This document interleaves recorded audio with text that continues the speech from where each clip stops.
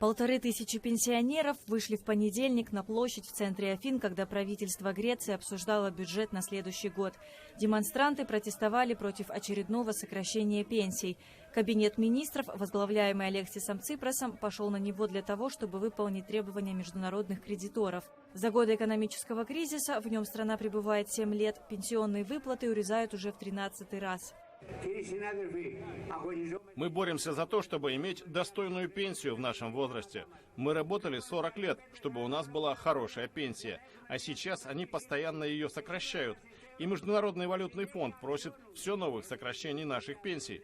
Почему? Где же деньги, которые все эти годы мы отдавали? Колонна пожилых людей прошла маршем по центральной улице и попыталась выйти к резиденции премьер-министра, но путь им преградила полиция. Десятки мужчин с криками «Позор!» пытались прорвать оцепление и опрокинуть служебный автобус.